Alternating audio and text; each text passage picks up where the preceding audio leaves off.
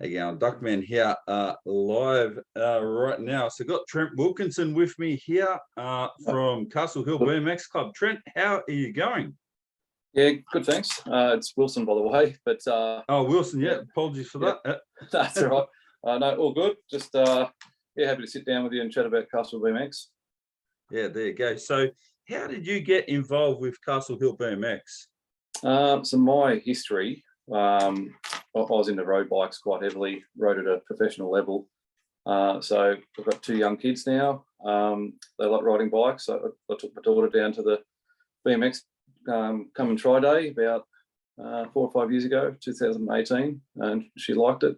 She was only about three and a half at the time, and then followed on from there. My son has followed suit and got both kids in the club. Yeah, there you go. So when you're talking about doing road racing, talking about motorbikes, or talking about racing, like push Cadell bikes. Evans does? Yeah, like I raced in Cadell Evans era, so kind of that kind of stuff, but a little bit less of ability. Yeah, there's a lot of people in that level, so well, there's not too many people that can say they've won a Tour de France, so that's the pinnacle of the sport. So I'm quite happy. Yeah. So you always involved in like road racing and that sort of stuff as well, or did you do velodrome track racing, or what sort of stuff are you into? Did a bit of track as a kid. Didn't do any BMX. Did a little bit of mountain bike, and then from there you just I suppose the older you get, you got to pick a discipline. So I was better suited to the roadside. So that's where I went down there, and went up the ranks, went through the AIS, and then eventually ended up in Europe for 9 years. Yeah. So wow, and that's very professional in Europe too, with all of that sort of cycling as well, isn't it? Oh yeah, it's the road cycling is the second biggest sport in most countries in Europe. Yeah, behind football. Yeah, soccer's number one. There's no doubt about that. And then cycling's probably second. Yeah. So, how much does that transverse? So, like it's talking about a lot of obviously European doing a lot of road cycling and stuff like that. So BMX is now massive because it's now an Olympic sport as well. It's always big. Every kid gets a BMX bike sometime in their life and probably has a splash at it and probably thinks about racing and that. Not everyone does it. So the ones that do it, can they get to a professional level? Yeah, with BMX being an Olympic sport now, you can actually make somewhat a career out of it. I think the people at the high end, the pointy end, are making a few dollars. Caroline Buchanan made some good money out of it for the best part of a decade. I think the longer it goes and the longer it's Olympic sport, the more endorsements and money will be around. But also, it does lead on to other things, like there are other avenues of the sport where they can go from BMX into other facets like road and track. So that it's a stepping stone also as a potential career. Yeah. Now, there's been some very, very good professional Australian BMX people around, like Luke Medill and stuff like that, and Sam as well, as you pointed out just before. So how do their paths work? So when you go along, you said they can go higher and further and all sort of stuff. So you've got BMX racing. What a lot of people, I imagine, would think, so not aware there'd be a lot of adults racing, is mainly for kids. That would be a common perception, wouldn't it, of BMX racing? Yeah, for sure. They at a club race, we might get 150 riders, and I'd say 110 of them would be kids under 15. So there's adults that ride, there's adults that race club races. Unfortunately, at the adults in their 30s and 40s, don't bounce like they used to. So there's a few broken bones in the 25 plus category. Yeah. So do the tracks get set up differently for the kids and the adults, or they're still racing the same track, same everything? And how does it work in general in BMX racing? No, the race, every category, age group races the same track, and obviously the adults go faster, just naturally. And yeah, can end up being some really good entertaining racing, especially in the 17 to 24 age bracket and the pros. Yeah. So that'll be getting pretty lively up there. That's when they're starting to realise that they're good. If they're hanging around, a lot of them would be fairly good. So obviously not everyone's like that. There's some are going to be at a normal level, and some are going to be very, very good. Are they doing like track race, like full track race and laps around the track, or you do one lap around the track? How does the whole setup work? Yeah, so at Castle BMX, we have on a Saturday night we'll race 5 motos, and it'll be the best overall rider of the night. So 5 races. If you win, you'll get 1 point. If you run 8, you get 8. So the person with the least amount of points will win the night. At state level racing and upwards, you would race more than likely 3 motos, so 3 races, and then you go into the semi-finals and finals, and you race out, and winner takes all. Yeah. So you got 150 riders that come down to club. How many people are actually members of the club? So is that on any given Saturday or Sunday or whatever, you're getting 150 down there? Yeah, so before a state series, so Castle BMX normally has the first state round of the year, normally in February, March. Before a state round, we might get 200, 220, 230 riders on a Saturday night. But averages out to be probably 120, I suppose, throughout the year. We've got 281 members in Castle BMX. A lot of them have gone on. They're part of Western Sydney Academy. I think we've got 4 in Western Sydney Academy. We've got 3 riding for the Oz Cycling Development Team. And yeah, we've got 5 or 6 riders going to World Championships in Glasgow later this year. Yeah, that's a pretty big deal going to the World Championships. So are they representing Australia specifically, or they're representing Australia and the club, or how does it work with BMX? Because I know if you're in professional road riding, you're not necessarily representing Australia. So it's only been recently that they do the nations against each other. Before that was literally you work for, let's say, Coca-Cola, and you ride for Coca-Cola and that sort of stuff. Yeah, in the road scene, you ride for your trade team, as you said. But when you do go to the World Championships, you do race for your country still. But the rest of it's quite dynamic because they get paid by their trade team, but then once a year they can go race for the country. But in BMX, you definitely race for your country, but you obviously have Castle BMX somewhere next to your name. Yeah. So I've seen some people set up tracks, and some of these tracks are private tracks of the professionals. They're quite elaborate, and they spend a lot of money building the tracks.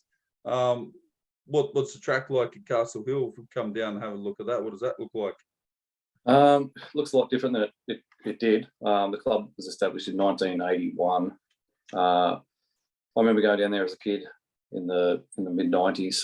It was a dirt track, and it was quite different to what it is now. But the majority of the tracks use a 6 surface, like it's a polymer kind of softy kind of concrete.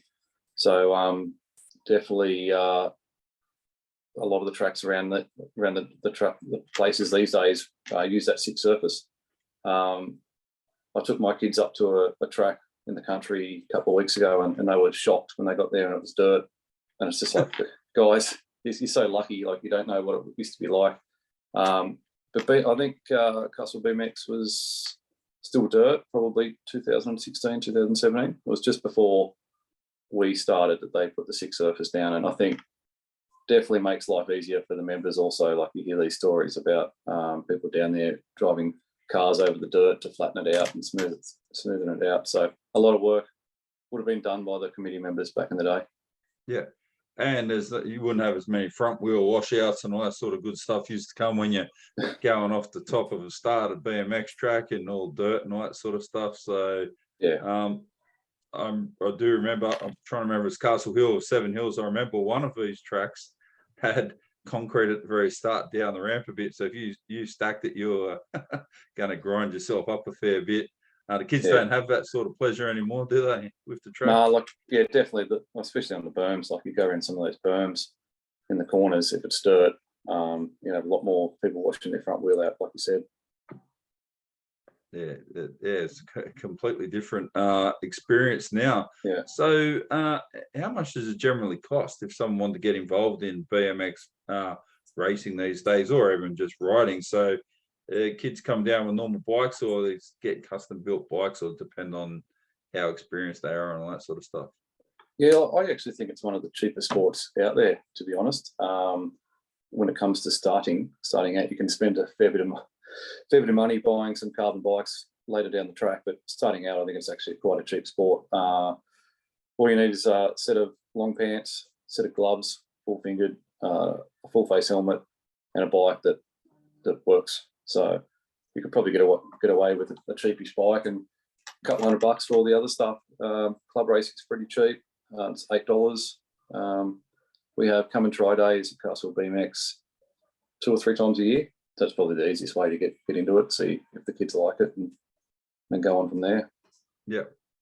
So, how many new members do you normally attract a year and all this sort of stuff? So, has it been good since COVID's all effectively dissipated now, or haven't seen a big change? A bit of both, I'd say. I'd say most would agree that over COVID, people like the bike industry in general over COVID went nuts. Bike shops were selling 3 times the amount they normally would be. People were at home and they were bored and they went out and bought bikes. It's one thing you could do through COVID. I know I'd go down to the BMX track, which was well within the 5K radius for me. It's only 3K away, and you get down there and there'd be 150 kids there. It was crazy. So I think the sport got a lot of riders out of COVID that decided they like riding bikes, but I think also lost a few members that kind of didn't ride through that period, and we didn't have come and try days for 2 years, so that's difficult to get members when you're not doing that kind of stuff. Yeah. So what's the age range of your members that you've got down there at the moment? Varies anywhere from 2 years old to 62. Yeah. So there's how's the 62-year-old going? I don't know if he's 62, but he could be 62. There's definitely 6-year-olds that get around. Just a number I pulled out of my hat, but definitely, we have a category called mini wheelers, which they start on balance bikes just down the back straight, the final straight, and they can vary from anywhere between 2 to 4.5, 5 years old. That's pretty funny watching those little legs, because you're not pedaling, you're essentially just running on a bike. So it's pretty funny to watch. Yeah. Trying to just get used to keeping it up and all that sort of stuff. So a lot 100%. of those kids, I imagine, they're getting involved because they've got brothers and sisters in the sport, or mums and dads who are in it, and they want to be part of it and get a taste of it. Yeah, there's a bit of that, but also there's a lot of people there that come and try day 2 or 3 weeks ago. There's a lot of people that just came down because their kid likes riding bikes. They've got no history or anything of bike riding, so it's just good. You can, if a kid wants to ride around the cul-de-sac and likes it, then come down and try it. Yeah. So, do you get a lot of people that come down like that are actually professional or riding at like a very good level, and they come down with like 20 grand's worth of gear and like 8 grand bikes and this sort of stuff? Does that happen or not in particular? Yeah. No, there's a little joke going around that you can be called a factory dad, and there's plenty of them out there. I'll put my hand up, but there's you can drop some serious money on some carbon bike and wheels and stuff like that, just to get that little bit of advantage, and also to have a pretty cool bike. But we had a race earlier in the year that we had Olympians come down and race to try out the track before the state series, but it's not every day. But occasionally, we had Suka Kagara come down, and she raced a couple of races. So that was pretty cool. The kids really loved that. Yeah, that's what I was going to say. That the kids and the adults like that, seeing some some of their idols or professionals come down and give it a splash. Oh yeah, 100%. Like I think they're getting photos and autographs and all that kind of stuff. So even the top riders of your club, definitely with some riders that race semi-pro, I suppose, that the kids love looking up to those guys, and the coaches that have coaching sessions throughout the week. Like, all the kids just think they're God, pretty much. Yeah. So is it a bit like the MotoGP then when they're racing at the end of the race? You see the guys take their dad and mum will take their bikes to the back of the four-wheel drive, whack it open, got like a full mobile pit crew there and start ripping things apart, changing wheels and all that sort of stuff. Is the people getting that serious with it? Well, yeah, like especially if you've got 2 or 3 kids racing and maybe one of the parents, you're going to need a good setup. So some people have roof racks, some people put bikes in the back of their car set up that way. Some people go all out and buy a little trailer. It just depends. But like on that, what the thing I love about the sport is just the camaraderie and the friendships you make. Like you go away to a country open, and there might be 6 or 7 families all booking into a caravan park, some with vans, some using a cabin set up, and you've got 25 kids just running amok, just having the best time of their life. And then in the afternoon, you throw the bikes on the car and go and race. Yeah, that's a unique difference with BMX too, isn't it? That you could travel pretty much anywhere, anytime, and other people can have bikes. You just pull up on the side of the road if you want to, and get out and go for a spin, literally. Yeah, 100%. There's we go away and there's families that'll just be driving along and see a pump track and they'll stop and kids will get out and have a look around. Yeah. So I did say I've travelled around the country a little bit when I've been driving trucks and that over the times, and seen there's a lot of country tracks and all this sort of stuff. So does your club, do you generally like travel? Is it like got a competition similar to like the NRL or something where you have 1 week your track, 1 week someone else's track, 1 week someone else's track, or you pretty much just have your events all at the club and then the better riders go to these other tournaments? No, look, obviously we have club level events. There's some other clubs put on some kind of metro kind of racing where they have interclubs, but the next step up would be state rounds, and there's 8 rounds in a year all around the state. You've got to do 6 to qualify. The points add up, and then you get your series champion by the end of that. They also have a national series as well, which is similar, but obviously there might be 1 in Adelaide, 2 in Perth, 1 in Tassie, and then you get crowned the winner out of that. And then you have a standalone event, state championships and national championships, which you crown the Australian champion, and you get a jersey and state champion. So, yeah. So you said there's a fair few adults are still doing BMX racing. Some go to mountain bike racing. What would you say is the big difference between the BMX racing and doing the track racing, like let's say you got on mountain bikes and you started to do that? I think both come across pretty well. I think track racing, the biggest difference would be, or the similarity, I should say. I think a BMX rider going across to the track would be ideal. Like they've got a real fast pinch because half of the battle in BMX is getting out the start gate, and if you can get out fast, then you're going to end up going pretty well in that event. So that would transfer across to track racing quite well, because a lot of it is those short, intense races. Mountain bikes, definitely the bike handling ability would come across straight away. You just need a bit more endurance. Yeah. So and the tracks are a little bit different too when they do that. So they do more like a Grand Prix style circuit, a bigger track with more terrain and that, as opposed to like the berms and jumps that you would see with the BMX tracks. Yeah, 100%. They're like I said, they'd be fine through all the signal tracks and all that kind of stuff, but they'd probably struggle maybe up some of those big fire trails uphill and stuff, because you're used to just 45-second races, and then you're going into a 1 hour event, so that would be a little bit different, but a bit of training wouldn't hurt. Yeah. So you're seeing kids go flying over jumps and trying to jump doubles and triples and stuff like that on the BMX. Is that happening? And the big accidents and that stuff happening like you see on Wide World of Sports and all this stuff as well?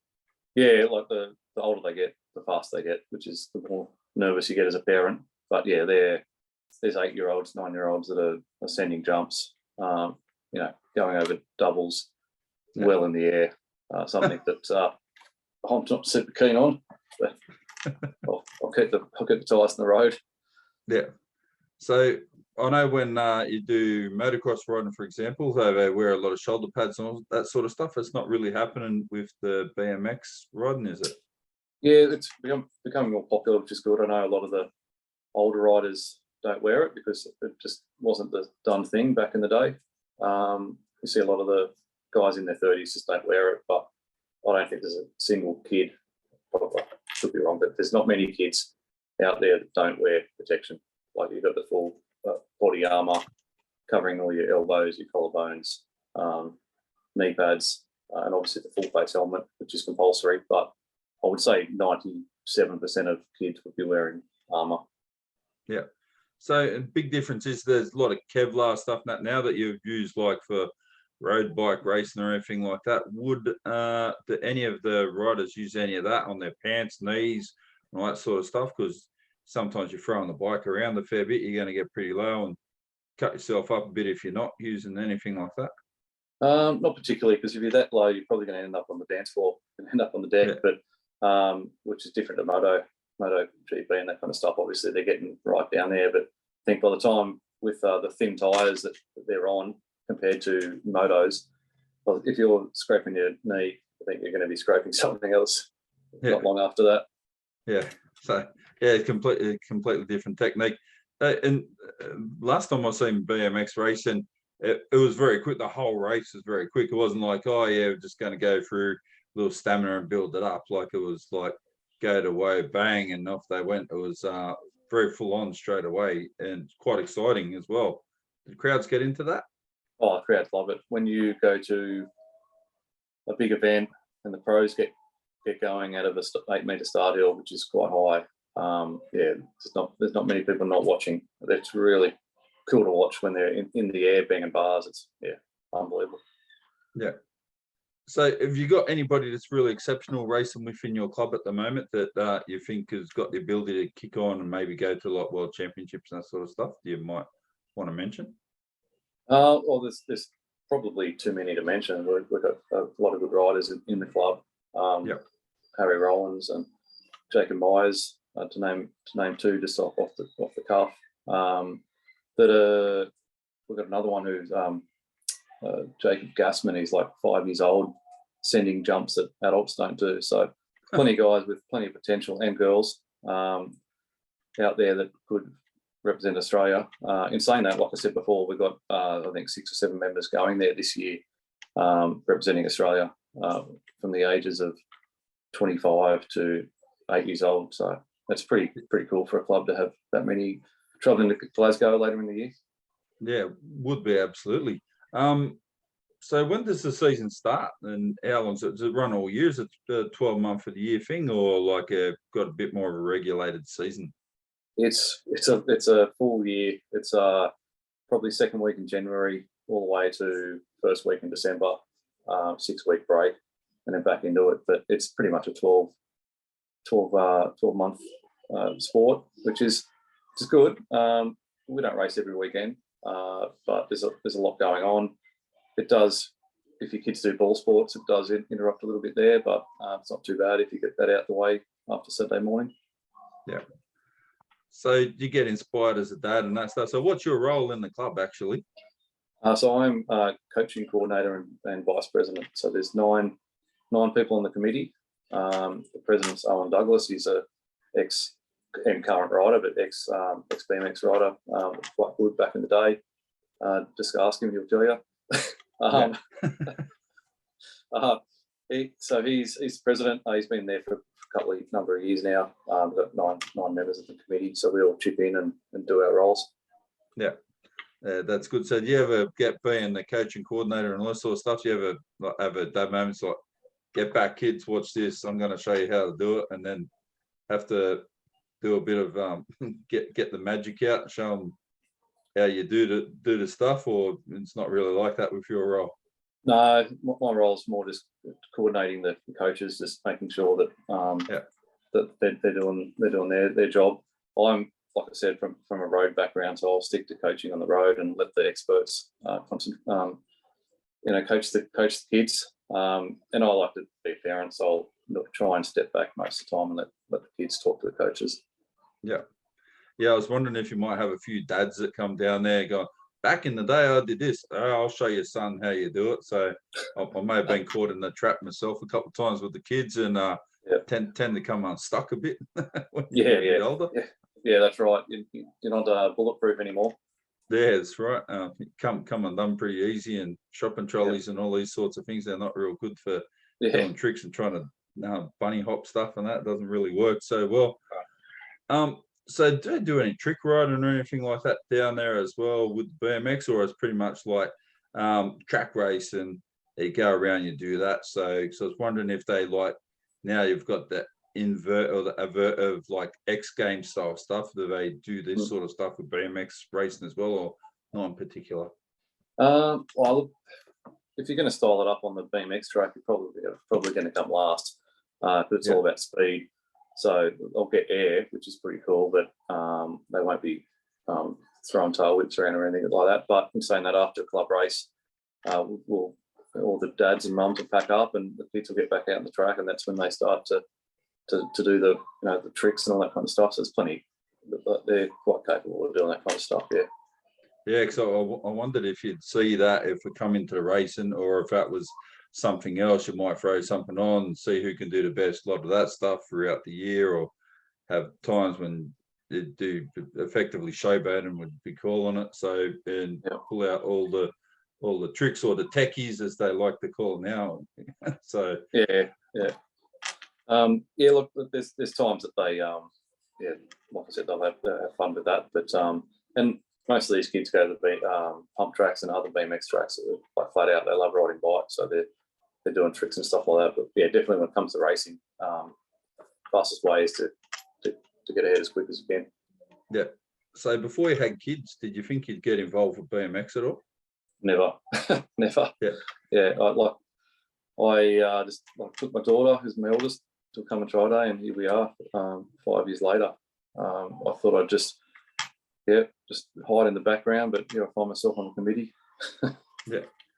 So it seemed like a pretty motivated guy to want to help the club out, which is good. So the clubs need people like yourself that are keen to do that and got some experience and can pass that on as well.